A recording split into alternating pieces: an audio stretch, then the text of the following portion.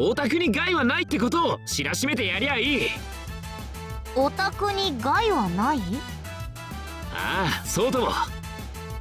オタクが悪影響を及ぼすもんじゃねえって分かってもらえりゃ、婚約者も沙織にオタクをやめろとは言えなくなるだろ。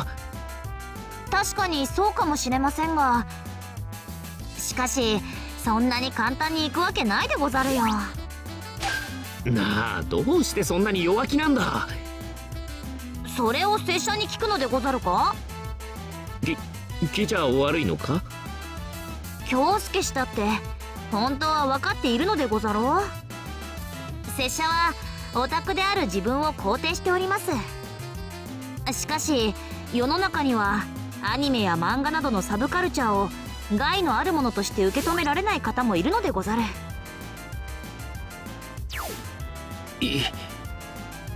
言い返せねえ。分かっていただけましたかな、京介氏。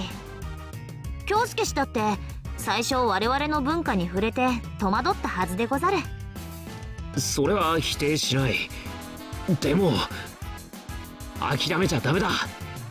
大丈夫、俺には秘策がある。秘策でござるか？ああ、実は一般人にオタクを理解してもらおうとするのはこれが初めてってわけじゃねえんだ。と申しますと？前に説得された現役モデル女子中学生綾瀬がいる。そう、妹をたぶらかす変態兄の称号を得たあの忌まわしき剣のことだ。正確にはまだ納得してもらえてねえけど、それはあえて言うことじゃねえし。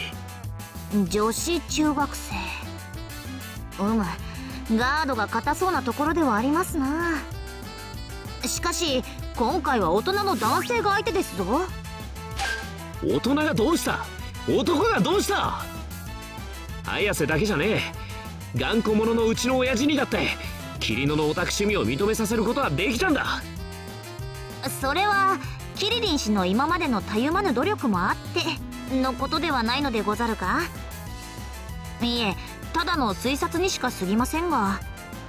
まあ確かに親父がオタク趣味に理解を示したのは霧野自身の今までの功績があればこそだと思うが、大人というのは子供と違って自意識の自立、自己の尊重がしっかりできています。長く生きた分新しいものは簡単には受け入れにくくなっているのでござる。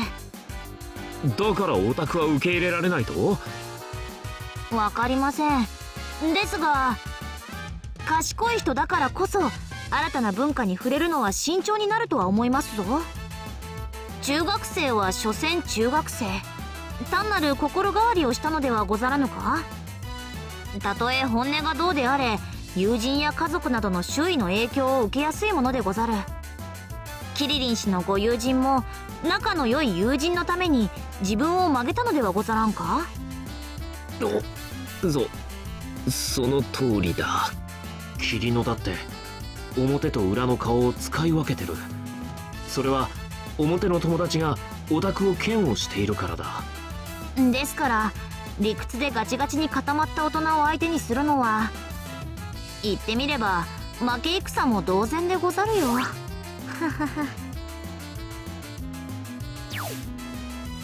確かにそうかもしれねえけど、戦う前から結果は見えているでござる。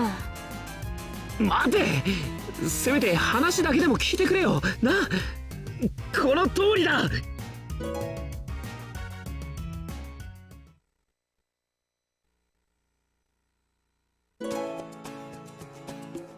京介氏のおっしゃることは分からなくもないのですが、失礼を承知で申し上げると、今の京介氏の言葉には説得力が欠けているでござる。ここは起死回生の一言にかけてみるか。俺が言ってることが支離滅裂なのは分かってる。でも聞いてほしいんだよ。少しでも可能性があるならそれにかけてみたいんだ。京介氏、そこまで言うなら京介氏、